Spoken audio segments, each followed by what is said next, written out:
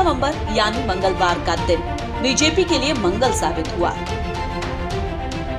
एक और जहां बिहार में एनडीए सरकार की वापसी हुई, तो गुजरात, मध्य प्रदेश और कर्नाटक समेत उत्तर प्रदेश में हुए विधानसभा चुनाव में भी बीजेपी की बल्ले बल्ले रही।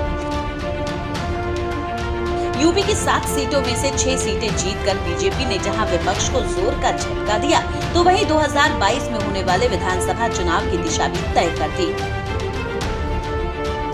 दरअसल हाल ही में एसपी प्रमुख अखिलेश यादव ने कहा था कि उपचुनाव के नतीजे 2022 के चुनाव की दिशा तय करेंगे, लेकिन नतीजों में जो विपक्ष की नुमाइश रही, अगर यही चुनाव की दशा है तो 2022 में भी विपक्ष की सीट विपक्ष में ही सुरक्षित नजर आ रही है,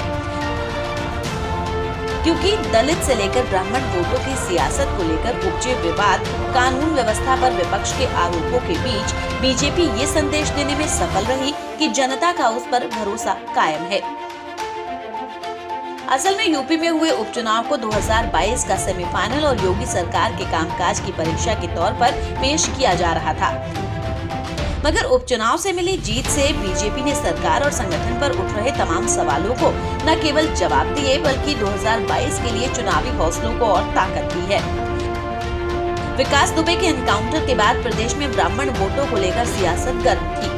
विपक्ष योगी सरकार को ब्राह्मण विरोधी करार दे रहा था। इसी तरह हाथरस घटना को भी दलित बनाम ठाकुर करने की पूरी कोशिश की गई, लेकिन इसका चुनावों पर कोई असर नहीं दिखा। खुद को 2022 के सत्ता का दावेदार बता रही एसपी मल्हनी की अपनी परंपरागत सीट संघर्ष के बाद बचाने में सफल तो रही, लेकिन जीत का अंतर घट गया। वहीं बांगरमऊ सीट पर तीसरे नंबर पर खिसक गई। एसपी के लिए इसे बड़ा झटका माना जा रहा है। बीएसपी आमतौर पर उपचुनाव से परहेज करती है, लेकिन उसे इस चुनाव में 18% से अधिक वोट मिले हैं।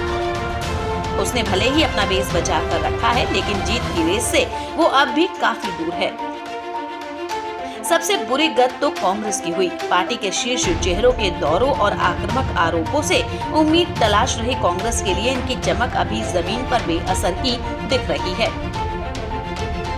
उन्नाव और घाटमपुर को छोड़ दें तो बाकी 4 सीटों पर उसकी जमानत जब्त हो गई। इससे साफ है कि पार्टी के कर्णधारों को औपचारिक दौरों से बाहर निकलकर यूपी को स्थायी ठिकाना बनाना होगा और संगठन के कील कांटे दुरुस्त करने होंगे। Bureau report.